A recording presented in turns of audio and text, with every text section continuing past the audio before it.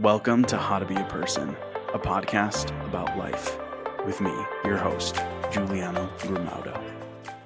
All right, Kevin, what's going on, my friend? Giuliano, living the dream. You and I are recording on Friday. I feel like we're two peas in a pod here. Oh, man, I love it. It's funny, too, when you sign out, I'm like, oh, look, you got the blue light background, too, and everything. It's perfect. It's perfect. Well, I appreciate you coming on. Anybody listening might not know this. Well, actually, not might. It definitely doesn't know this, but we've had to reschedule a couple of times, and I appreciate you being flexible. Of course. And I've been really excited to have you on, honestly. I read like your bio, and I was like, okay, this seems like this guy would be kind of interesting to have on a How to Be a Person podcast. So if you could, for anyone listening, just give us a little bit of a background, and yeah, I'll just ask you some questions after that. You want the whole thing, the whole story? Yeah, like where are you from? Tell me a little bit about you, and we'll go from there. Perfect. I am from a small town in Massachusetts called Uxbridge. Okay. Born and raised. I was raised by my mom and my grandmother. Didn't know my dad. Didn't meet my dad until I was 27. Obviously, that plays a role in a young man's life, right? Yeah. Lower middle class, didn't have a lot of money, overheard often about whether or not we were going to be able to pay rent. So that became got to make money. Got to be rich because that's the only way to be happy in my mind, right? In my mind. Outside of that, childhood was normal. Things got weird for me in high school because I decided pretty early on that I did not want to go to college. Didn't make any sense. I don't know what I want to do with my life. I'm not going to pay somebody $25,000 a year to help me figure it out. Doesn't make any sense. Yeah. So I got a job at the local gas station. And that was my first job. And then I worked after that at a hospital overnights, cleaning bathrooms and floors, truck driver, forklift operator, tiling, HVAC, on-call firefighter, many things. Okay. Many, many, many things. Eventually, Giuliano, I got lucky. I got a job in an industry called weatherization. I got lucky, right? Okay. So I went from making like $15 an hour as a construction laborer to the first job I ever worked with this company. I got paid $50 an hour. Okay. And I was convinced, boom, done it. Here we go, right? This is it. I'm about to be successful finally. Yeah. And I think I was probably 23 maybe at this point.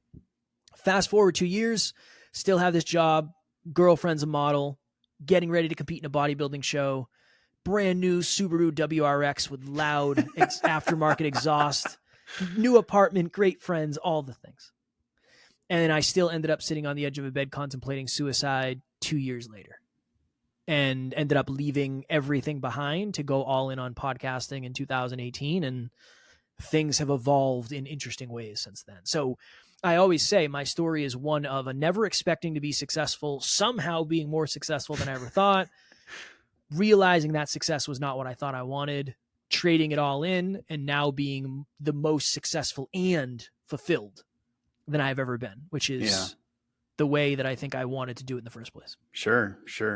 Yeah, it's funny hearing your story. I feel like there's a lot of parallels to mine as well. I think one of the things I'm curious about, because I heard a podcast recently where they were talking about the role of fathers in, young men's lives. And I'm curious how you feel as an adult about the effect of not having your father in your life versus being raised by your mother and grandmother. I would say at this point, after having the opportunity to meet him, I would say sometimes voids are better than misaligned fills, is what I would say. When I met my dad, I felt bad for how his life turned out. And it was abundantly clear that I had done more work on myself in my 27 years than he had done in his, I don't know how old he is, 60, whatever, however old he is. Yeah. I felt bad. I had empathy for him. I had forgiveness. I just felt bad for him. So while at the time, it makes sense to say, well, things would have turned out differently if he was in the picture, I don't think he would have been a very positive male role model. Yeah. So I think now I'm probably grateful that he wasn't, honestly. Mm-hmm. Yeah. Yeah. It's interesting because there's a really strong stance that people take on that. On how like a father has to be involved in their son's life in order for them to turn out some specific way. And that's always been kind of an interesting topic to me because my parents got divorced when I was like 11 or 12 years old. And because of circumstances surrounding that, I didn't like my relationship with my dad was kind of on again, off again after that until now adulthood, when I'm, 30 years old ish and have like a close relationship with him now.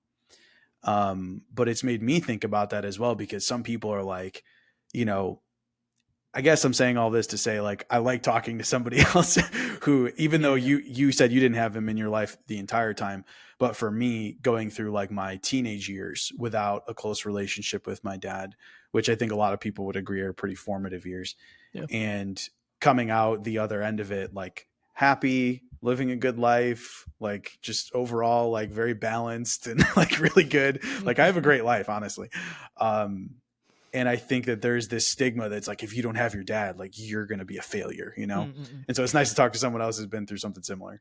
I do believe I was reading a book. I don't remember what it was. Maybe it was The Talent Code by Daniel Coyle. I don't know. I was reading something recently.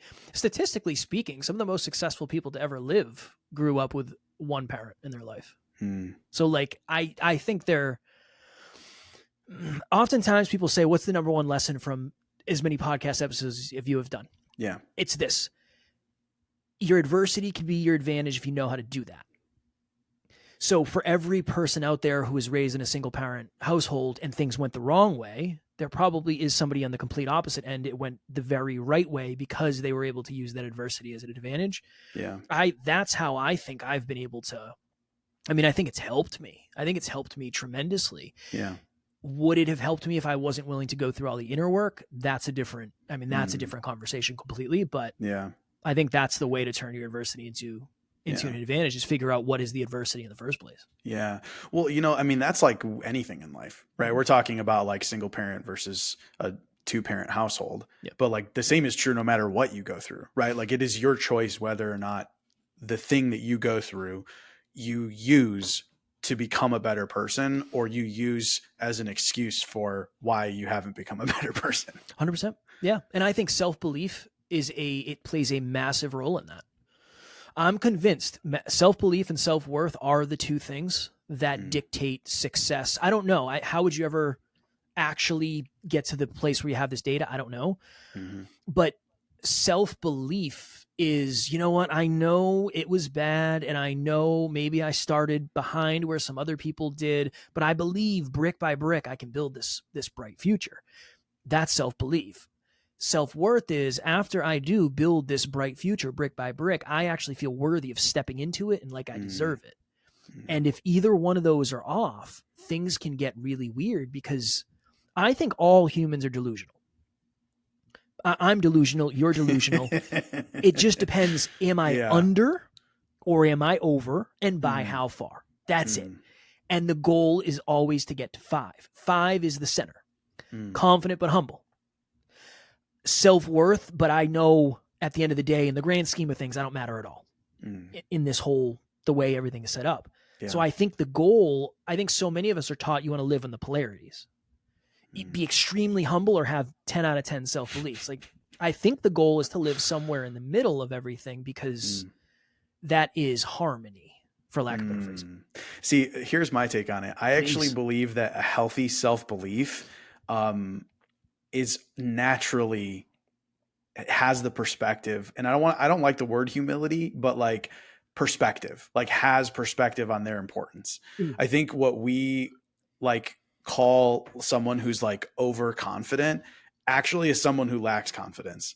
It's somebody who's trying to overcompensate for their lack of confidence. That's what people, oh, look, he's cocky, he's overconfident. It's like, he's not actually confident. Right. That person, in my opinion, is somebody who lacks confidence and they're trying to overcompensate, but people see that and they go, see, you don't want to be overconfident. Yeah. In reality, I actually don't believe you can be confident enough. I think if you when you get to a point where you have like ultimate self-confidence, I believe that like with that comes the perspective that ultimately like you're, like you said, you're a small piece of a much larger puzzle. Like, and I say a healthy self-confidence, right? Meaning like I believe in myself, but it's not coming from a place of insecurity, if that makes sense. 100%. And I think that's what arrogance is. Arrogance is insecurity disguised as confidence. And that's exactly it. On the opposite end, and this is a common one, oftentimes humility is self-deprecation disguised as self-belief. Yep. Because I've been on both ends, unfortunately. I've been on all the ends, Giuliano. I've been on all the ends. Oh man. Yeah. I mean, look, here's what I'll say. You wouldn't know this about me because I don't like share it, but I've had people close to me who have died by suicide. I've had people close to me who have attempted suicide and failed. And I myself have had thoughts of suicide. Okay.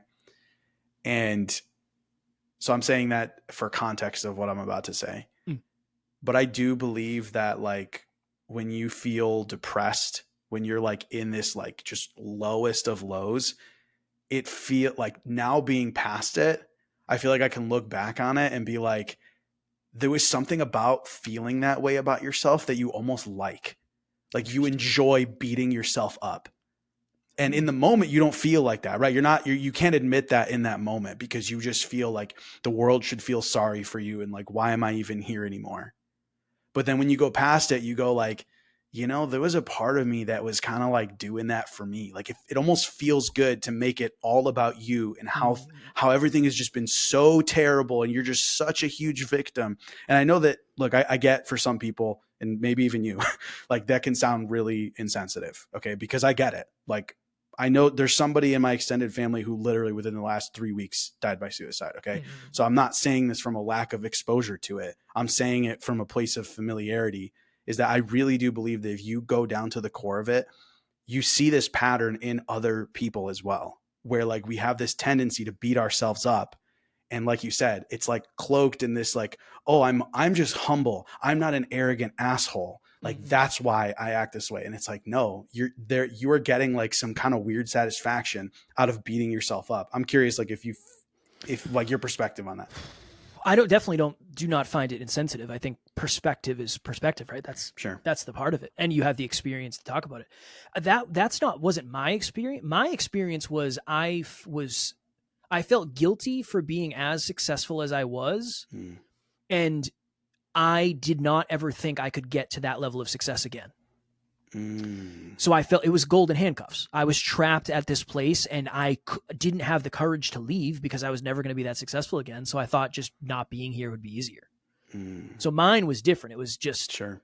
But to your point, very similar. I have had people in my family lose their lives to suicide, and I've had attempted suicides in my family that didn't go through, luckily. Yeah. I think for me, it was, I don't know, my perspective is, it's very easy to create the illusion of loneliness when you're not as lonely as you think, but it feels right to move in that direction. I was not lonely. Interesting.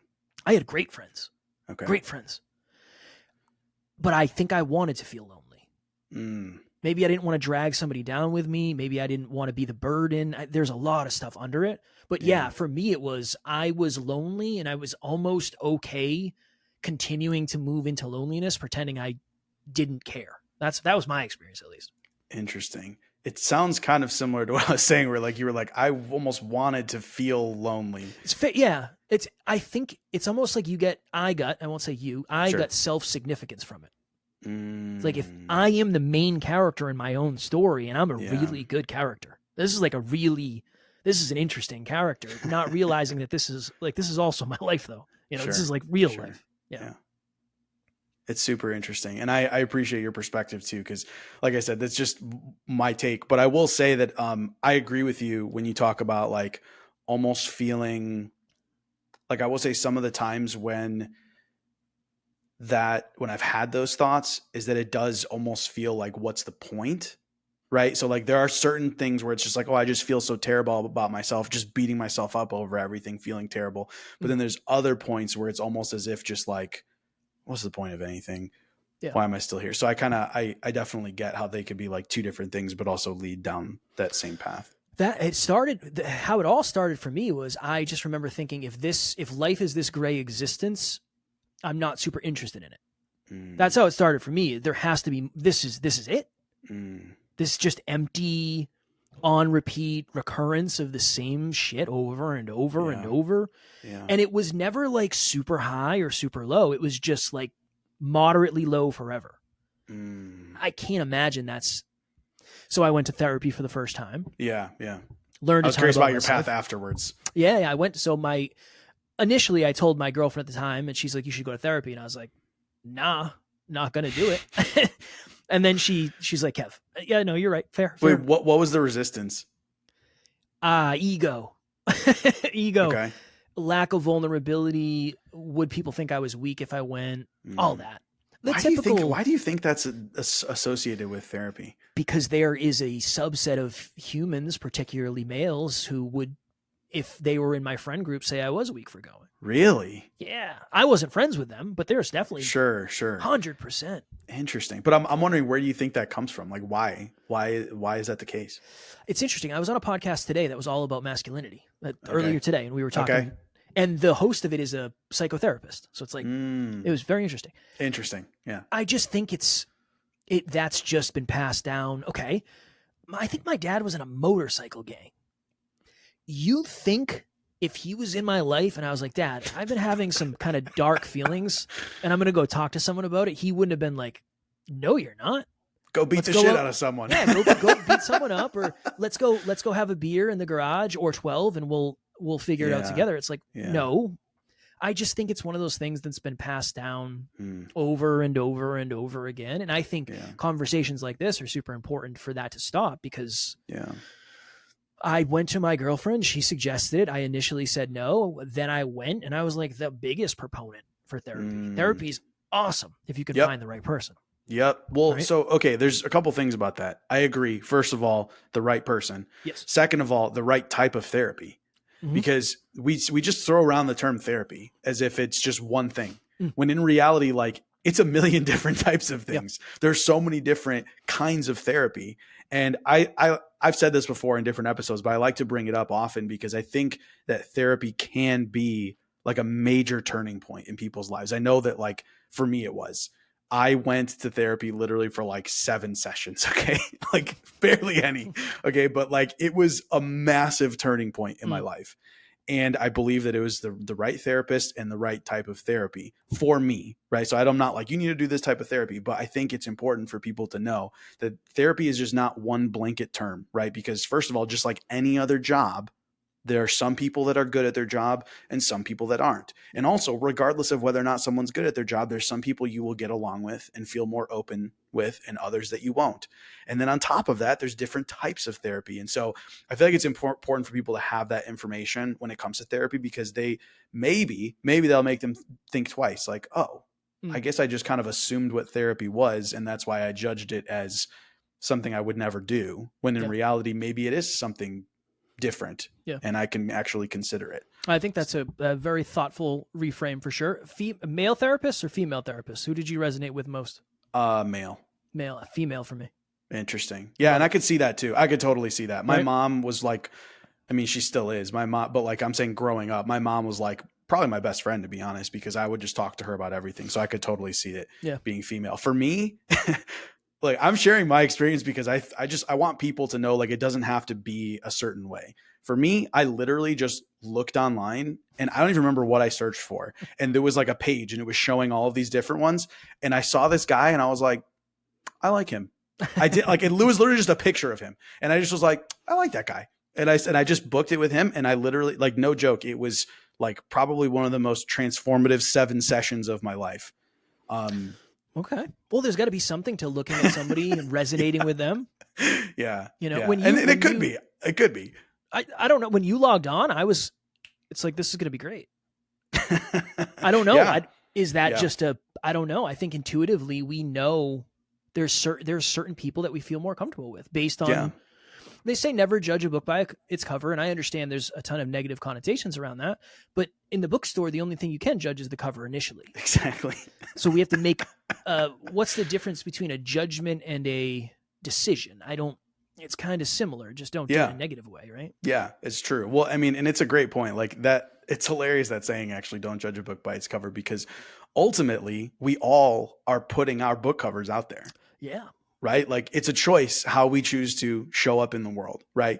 The clothes we wear, the way that we keep ourselves, like a smile on our face or not, like all of those things are a choice. Like they're not just a given. Yep. And yeah, I actually think you should judge a book by its cover, to be honest. Maybe not judgment, right? But it's like you should make decisions based on the book cover because sometimes that's all you have access to.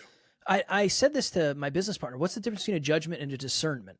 I don't know. And genuinely, I don't know the definitions, but I think usually when we hear sayings like that, it's usually because it was bad for someone. And it's like, you don't want to be judged like that. So don't judge a book by it. It's usually that, when in reality, there are, I call them self-improvement bumper stickers, you know, like try hard and believe in yourself. Some of the equation, some of it, right? Or I don't know, the person for you out there's a person out there for everyone. It's like, yes, and every one of these is yes, and I think everything is yes, and right. Absolutely. So there's always the other side of whatever it is. Yeah. Yeah. Well, and the thing for me, if I had to like differentiate between judgment and discernment, like for me, it's more of a like judgment is assigning like good or bad. Like it's like assigning almost like morality to whatever it is. Like that's a bad person because of this, or this is a good person because of that, versus just simply using cues that you're getting in your face to make a decision in that moment, you know? Yeah. Yeah. Well, look, you're going down the street and you see a restaurant and there's cockroaches all over the floor. You're probably going to judge it and say, look, that ain't it. That ain't it. Unless you want to live on the wild side, and maybe you do. Maybe I'm more of a control freak than you out there. So, but for me, that is a cue that we're going to go down to Burger King. We're going to go down to BK or something. Yeah, absolutely. Well, and I also, to be clear, I'm also a big proponent of like digging into things as well, right? So, for example, like I'm not going to judge someone as, oh, I'm not going to talk to them, or that's a bad person or whatever. For me, I'm always interested in having a conversation and like digging deeper with someone and like really listening to understand them. And so like when I say, yes, you should judge a book by its cover, it's more like you should use the book cover to discern things. Yeah. That's basically it. Well, you're still reading the book. That's what you're exactly. I might see a book cover that I don't agree with or I don't resonate with, but I'm still willing to open it up and say like, all right, what's the content in here? What's the meat of it? Yeah. And if I can only pick one book, I am going to use the cover. Yes. But ultimately, if I can read all of them, I will. that I think that's but again, that's way too long for a bumper sticker. And that can't be the saying. That can't be the saying that you tell your kids. It's too long. Yeah, exactly. Okay. So your experience then with therapy. The first time I went, it was in downtown Boston, Massachusetts, which is enough to pique anybody's anxiety. You got a parallel park on a main street. This is going to be terrible. Walk up this spiral staircase in this old brownstone building. Remember thinking, this is going to be the worst. I don't want to cry, and I don't want to be too vulnerable. I cried, and I was super vulnerable. I left that day feeling amazing. I was like, that was awesome. That was so awesome. Probably similar to you. I think I probably had like 4, 5, 6 sessions. I was traveling a ton at the time for work, so it was really hard to keep up. But yeah, it helped me with self-awareness. It helped me with vulnerability, and it helped me understand that the reality of what I'm living today is based on root causes that I probably don't understand yet. And that was a huge unlock for me. So nothing but the most positive experience to the point where my mental health is incredible today. I feel great.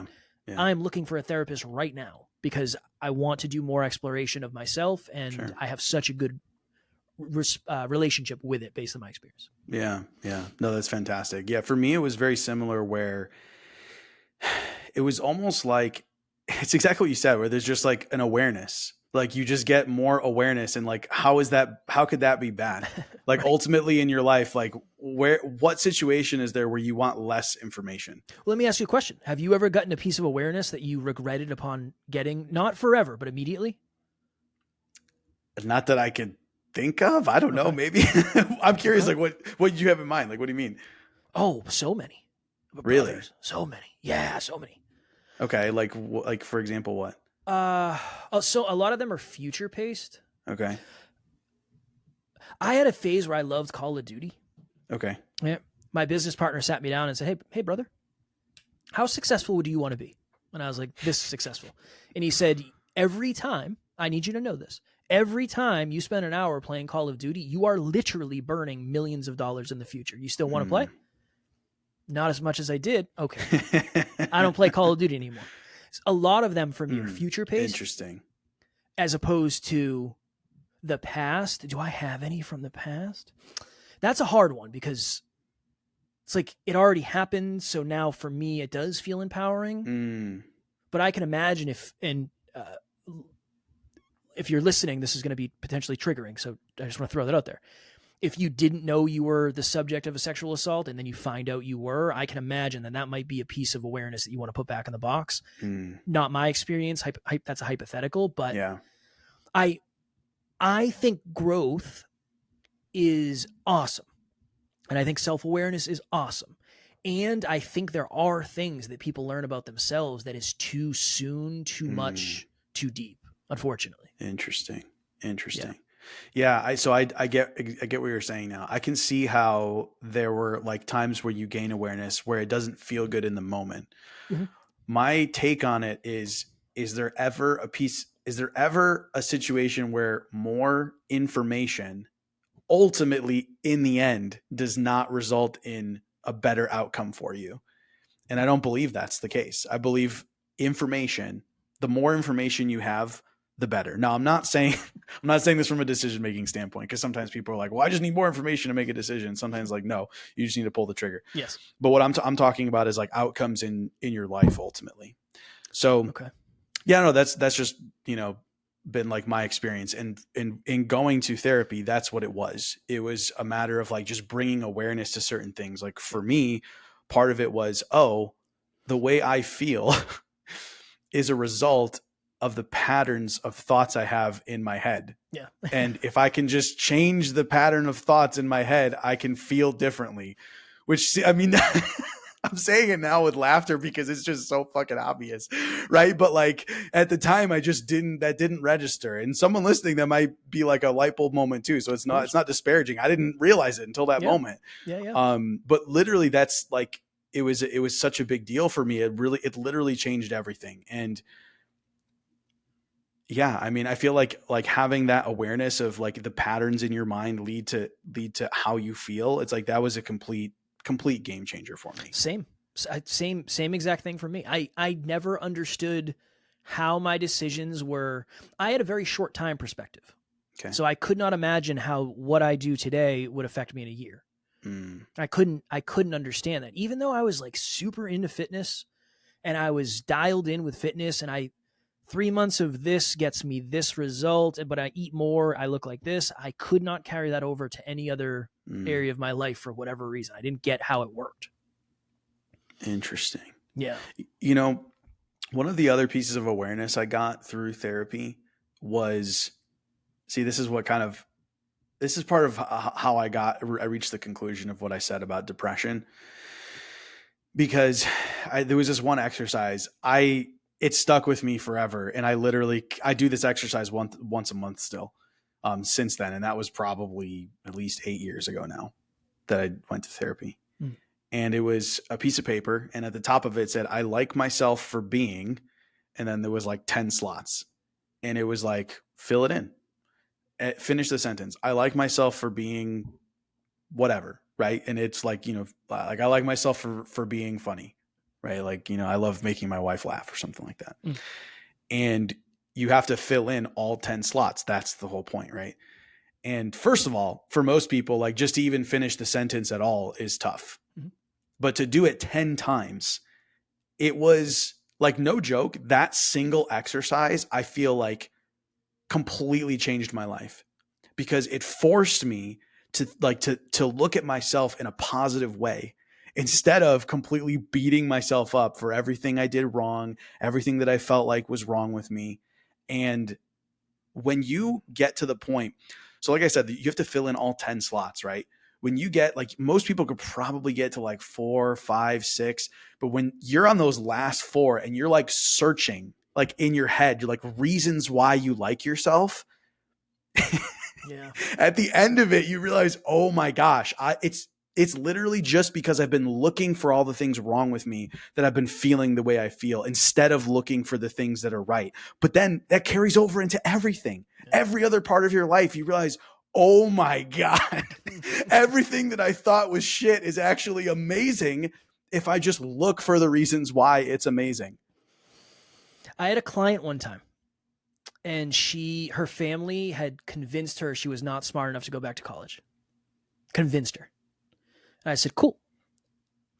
I gave her a piece of paper, and I said, I want you to write down 10 reasons you can. And she said, I can. I said, yes, you can. And I don't care how long it takes. 10. She went back to college. She got a 3.9 GPA and was on the freaking dean's list. Yep. So much. The analogy, the example, whatever it is, the visual I always use is we put ourselves inside of a fence. And the fence is our self-belief, or it's our whatever it is, insert thing here. Yeah. And we walk up to the fence and we look on the other side and we say, what is that like over there? You can move the fence. You can move the fence. And it's through deep conversations and awareness and fear chasing and habits. Like, that is how you move the fence. It's so easy to lose sight of the fact that we're the ones, through circumstances and conditioning and learning, but we're the ones who put the fence there. I was so afraid to fly for the longest time. Still am. I don't enjoy it. Okay. I convinced myself that it's okay to put that fence up and that everything on the outside of that fence is okay. I don't really care about it. I don't really like to travel. I actually enjoy traveling a lot. I just didn't have the courage to admit it, right? So fear is a fence, and we are usually the ones that build it. And unfortunately, we're really the only ones that can actually move it sustainably. You can borrow belief to move it, but not sustainably. It doesn't work that way. Yeah. It's so funny how, like, so much of our external world, so much of our life is just simply a result of what's happening in our minds. And it's really, really hard to accept that. Okay. It's very hard because there's a lot of things. It's so easy to look for, like, well, this happened to me and that was outside of my control, or this was outside of my control. But like, the more work you do, like the more awareness you gain, and the more, like you said, like you work on those things of like, why am I stopping here? Right? Why is my fence here? What is it that I believe that's causing me to be like, this is where the barrier is at? Right. And you, like you said, you have these conversations and you work through it and you think about things from a different perspective, or you have conversations with someone that, they say something a certain way and it's just like this, oh, I didn't think about it like that before. And that barrier just extends. And then you see your life reflect, your external life reflect that change that happened inside. And you go, holy cow. Yeah. Are you serious right now? It's literally was just in my head the whole time. And I think it's important to have conversations like this and that people hear it, because it is so easy to just continue to live your life the way it is currently because you think that there's no other option. Yeah. When ultimately it's kind of all within your control. This is the part that's crazy about it, right? You don't realize it's like, it's all inside you. You change what's happening inside you and everything outside of you transforms. And I think it's just like it's a really cool proposition that, like, if you're willing to just gain awareness of what's happening inside you and turn it around in your hand, right, and look at it from different directions and feel it and poke at it, and you know what I'm saying? And then just everything downstream just changes, Yeah. But that philosophical question is, can you do it if you don't think you can? That, I'm telling you, self-belief. That you come off as somebody who has a very high level of self-belief. I would agree with that. Right? Yeah, that's why I always say to my wife, I'm like, I don't know, I'll figure it out. Like 100%. No, 100%. I'll do it. I could do that. In my mind, it's like, shit, I hope it doesn't go wrong because I don't know what I'm going to do. Less now than ever. Yeah. What if, and this is the philosophical question, what if by that process alone, by that thought process alone, more is available to you than me because you believe it is? That is the paradox. Yeah. That is, I remember when I first got into trying to learn about personal development, I couldn't learn from certain people because they would say, well, just believe in yourself more. Thank you so much. Tell me how, though. Oh, Yeah. you can't tell me how because you've never not believed in yourself. I can't resonate. You don't get it. You don't get it. You Yeah. don't know what it's like. Yeah. That was always the thing. I became obsessed with figuring out how do you help someone believe more Mm. in themselves? That has been Yeah. that has been the mission, starting with me as I don't want to say test dummy, as the test subject, Yeah. because I was in really good shape. You would never know. I felt like Superman in the gym and Clark Kent everywhere else. You would never know because I was really good at Mm. hiding it, right? So, You know, it makes me think of like when they teach like little kids to swim and they just throw them in the water. yeah. It's kind of, because I've thought about that as well. I go back like pretty young and I'm like, I had this kind of just like, I would just do shit and like not be afraid. And Mm. there's this thing with my wife, like I don't get embarrassed. Like it is really, really hard for me to feel embarrassed. I just do stuff. And it's kind of in the same line of what you're talking about, self-confidence, right? And I've gone back in time and tried to think like, what is it? What is it? Because like you said, there's a lot of people who don't have that. And I can't say with 100% certainty what it is. But what I will say is a pattern I've noticed is that I just did a lot of things and didn't die. Yeah. Okay. So I did those things and realized, oh, okay, like that wasn't that bad and nothing terrible happened. Yeah. And so because of that, I just kept proving that over and over to myself. It was almost like, and again, I don't really know like what it was, but my assumption is that at some young age, right, that I probably can't even remember, I probably did a handful of things that kind of put me in this direction where I did something and it didn't, nobody died, right, including me. And I just kept happening. And eventually I just got this momentum of just continuing to do things. Like whenever I wanted to try something, I just tried it, right? I would just go out and try it. And I lived and everything was okay. And it just, for me, I'm assuming that that's what got me to where I am because that's how I live my life. That's how I think about it, right? When Yeah. someone says like, well, why do you believe you can? I'm like, I don't know, just because I have, right? Because I have in the past. I've done a bunch of other things and nothing is really that hard. Like, yes, there's, experts and masters at things, but to be honest, like 80% of the way, like most people can get 80% of the way to any skill, like in my opinion. You throw yourself in there, like with just a little bit of effort, you can get most of the way there. But you have to believe that, right? That's the part that's so funny. Like you said, this paradox is like you have to believe that that's possible. But this is what I'm saying is I do believe that people can get to that point through exposure themselves, right? So instead of picking some really big thing, right? Like I want to be a millionaire, I want to build a $1 million a year company. And you don't have self-belief. Okay, well, don't try with that, right? Try something small. Like, hey, could I learn how to, I don't know, throw a football properly, throw it into like a hole over there. There's no risk. There's no there's no stakes. Just try it, right? Yep. And you keep trying this thing, boop, boop, boop. Eventually you do it. Okay, cool. Let me try something else now. And I think you prove to yourself like, man, everything I try, if I just put in a little bit of effort, like I can basically get it figured out. So that's been my experience. I feel like that is that it's state proved self-assign. That's it. You want to build belief, you state you're going to do it, you prove to yourself that you're capable, and then you give yourself credit for it and rinse and repeat that. That's it. So you've been running that probably for however many years. Yeah. And you're really good at proving, and you're probably really good at subconsciously self-assigning and saying, I didn't die, I did that. Yep. Rinsing. That's it. That's it. And maybe for some people it's more natural and like that just comes naturally to me. But I think that someone can get to the same point just by being intentional about it. And almost like at the gym, right? Mm-hmm. Like, at the gym, it's like you're going to slowly increase the amount of weight you're working with. It's like, it's the same thing. If you want to increase your self-belief, start with something really, really tiny. So I have a book called Habit Hacks, and it's basically just about helping people to build better habits. I personally feel like everything where people talk about habits, to me, it feels so overcomplicated. It just feels like too much. It feels like we talk about it so much. And so I wrote this book that's just like really, really short. And it's just like, look, just do this. Like, here it is. Like, it's pretty basic. But one of the things is like, when I wanted to get into running, okay, I always hated running. It just was terrible. And so what I did was I was like, okay, I know that if I'm running, like let's say it's a 10-minute mile, which is pretty slow, but I'm like, that's what I want. That's my goal, is a 10-minute mile.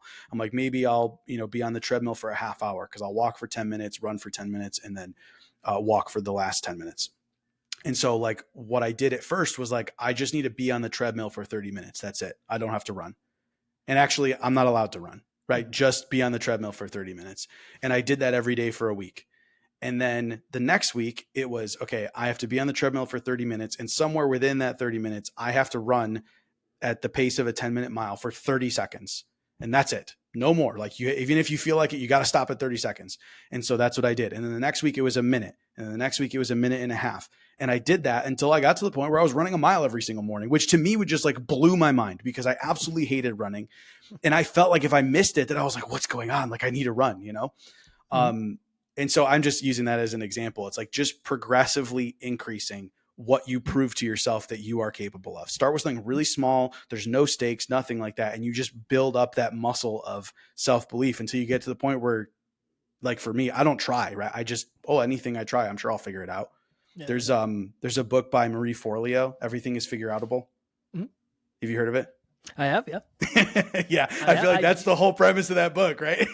do I feel that way? I do now more than ever, but when I first heard that, I was like, what are we doing here? Now I understand, right? Now I understand. Yeah. But yeah, I think it's just like my business partner has he doesn't get embarrassed. He believes anything is possible, but he's just been doing this since he was like 5, just saying like, I'm going to do this and then go do it. Yeah. So it's interesting how I think a couple things. One, a lot of us are afraid to state we're going to do something because if we do it publicly and we lose, people make fun of us. That's one. Yeah. 2, if I state it in front of you and I don't do it, are you going to give me shit for it? I don't want to do that. And then am I going to look like a hypocrite or am I going to sound arrogant? Giuliano, I want to have the most successful podcast ever of all time in the personal development space. I want it to be the most impactful one ever.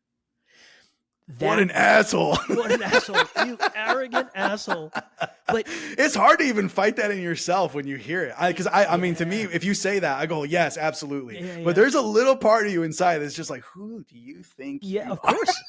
And it's like, even if it's like 1% of you, there's a part of you. Yeah. Even when I said it, I was like, there's going to be somebody who hears that and says like, what an arrogant asshole. Yep. And I never had the confidence to say that in the beginning. In the beginning, I wouldn't even tell you I was a podcaster. It took me, my new wedding trick is people say, what do you do? And I say, I'm a podcaster. Awesome. Breaks the ice. What do you mean? How do you do? Blah, blah, blah. Awesome. The first 3 years, if you said, what do I do? It would have been the longest way of saying like, I'm an entrepreneur. I think. Yeah. Eventually, just like anything with time, that your confidence builds externally and internally. And this is the question I would have for you. There's nothing you get embarrassed about. Is there anything, not just external, but like if you had to tell your wife something or something like that, like what is your vulnerability? What's vulnerable for you? I think the only time I would be embarrassed is if someone pushed me like naked in front of a crowd of people. Like, what if you couldn't pay your bills? Like to be embarrassed? Yeah. Would there be any shame or would it be vulnerable? No. Interesting. You're an interesting cat and I like it. Yeah. No, I mean, no, I don't think there's like like embarrassment to it. Like I would say that because I've been in that spot before. Like I do believe that like that our experiences really only have the meaning that we assign to them. And for me, that's not like, I don't know. It doesn't make me embarrassed. I would say like, there's definitely like probably a disappointment and feeling kind of like, oh man, like I should be able to pay the bills, you know? But I feel like actually feeling embarrassed, like the feeling of like, oh God, I'm so embarrassed. Like that's the only thing I could picture is just someone just like, boom, here, you're butt naked in front of a crowd of people. Look, I don't know anybody that wouldn't be embarrassed. Okay, right. That's what I'm saying. Like, I'm like, fair. Okay, that's the only thing I could think of, but that's just like obvious. Like everyone would feel embarrassed. And look, if you're watching or listening and you wouldn't get embarrassed, shout out to you. Shout out to you. Shout out to you. Prove it. You're more enlightened. My DMs are open. You're more enlightened than me for sure. If that's the so case. Funny. But so, you know, okay. So sorry, this is kind of like a little bit of a twist from what we've been talking about, but it's been in the back of my head since you mentioned it. Was about like, and especially now that you mentioned the bills thing, was you said when you were younger that like, that's kind of what you heard a lot was about not being able to pay the bills. And so I'm just curious, like what, if you could tell me more about that experience, like as a kid. Yeah. So it's interesting because we never had a lot of money, but my mom was reckless with money.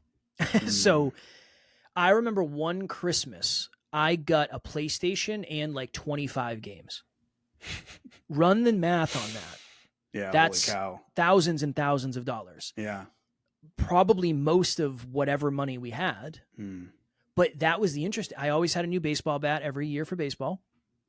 It was weird to hear the behind the scenes of like, hey, we can't pay Mm. rent, and then show up with a PlayStation and all the games you could have. That messed with me a little bit for sure. Interesting. Because right there is a suggestion that perception matters more than reality. So I adopted that. So Like what you're presenting to other people. I mean, yeah, it's almost all that matters because nobody's ever going to get behind the scenes to see the real numbers of it. interesting. So I adopted that behavior for sure. Mm. But I don't know. I don't think I definitely internalized it, but it was more like, I think it motivated me. I want to be successful. Mm. I don't ever want money to be an issue. I don't ever want to not be able to pay rent. Now, here's the downside. As an entrepreneur, that was my life for a long time. Mm. I mean, it was bad. To your point, I couldn't pay the bills. I was $40,000 in credit card debt. I got sent to collections. It was fucking terrible, man.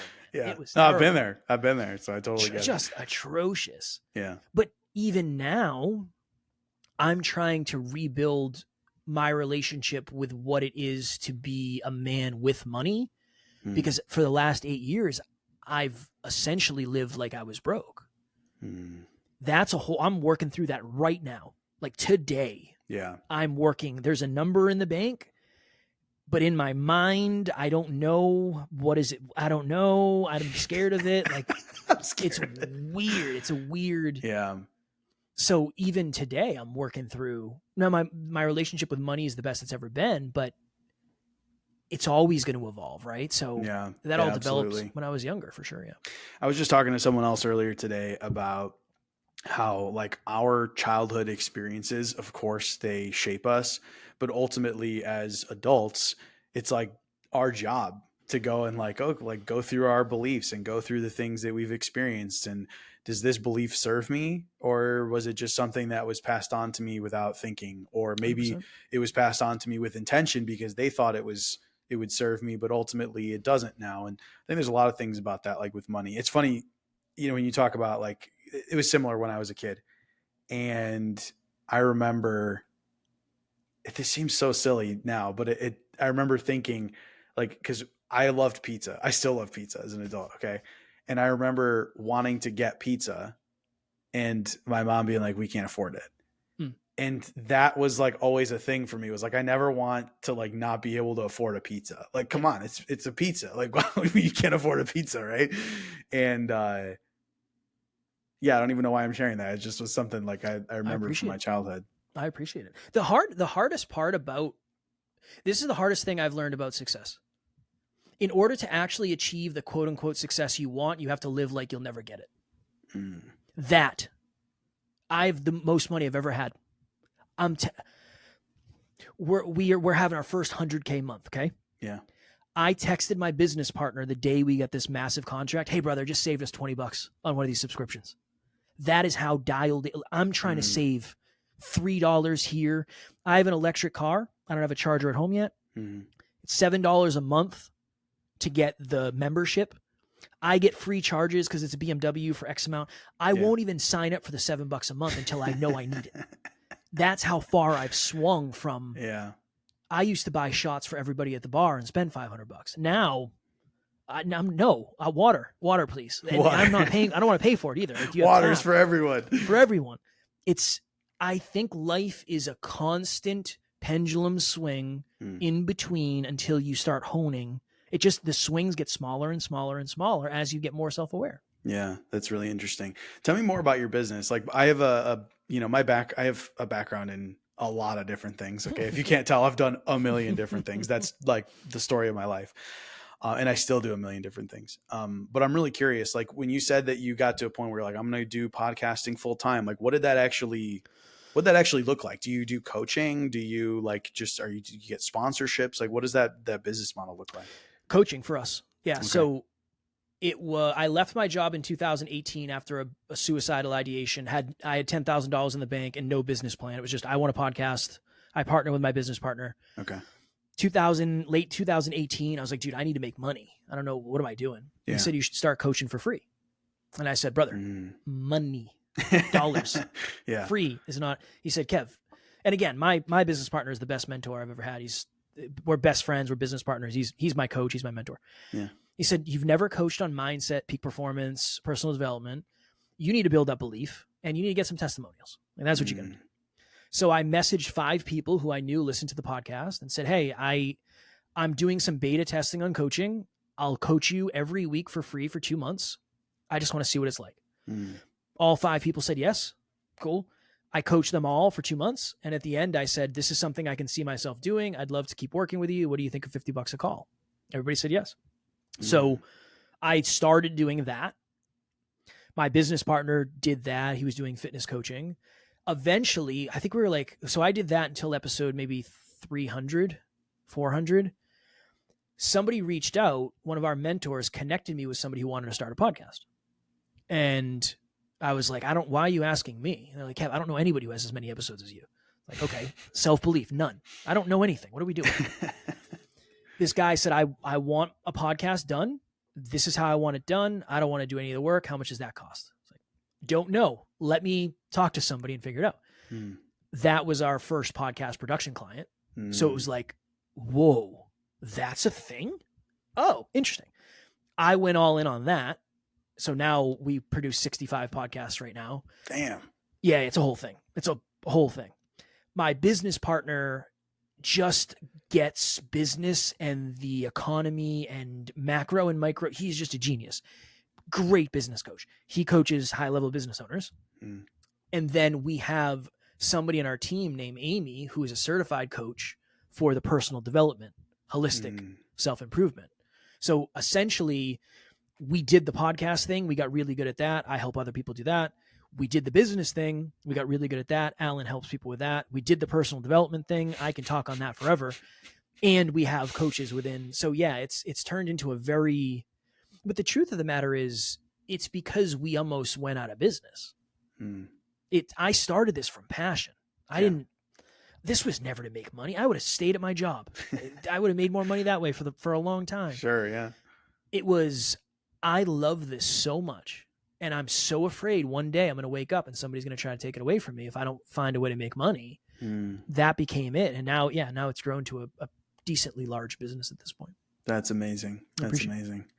Well, Kevin, I appreciate you coming on, man. Of course. Seriously. I will come on every day for the rest of your life. Yeah, you've been a great guest. I really appreciate it. So if people want to connect with you for any of the things you mentioned, how can they do that? The podcast is called Next Level University. We do an episode every day. So if you are trying to get a little bit better every day, we're always there for you. And then my email is kevin@nextleveluniverse.com. I do my own emails. I'm happy to answer any questions you got. If I can add value, please give me the opportunity to. I'd love to. Amazing. Kevin, thank you so much for coming on. I really appreciate you, man. And I appreciate you back. We absolutely should do this another time. 100%. Thanks so much, man. Thanks for being here. If you enjoyed this episode, please leave a review or share it with someone who'd appreciate it. For everything I have to offer, visit howtobeaperson.co.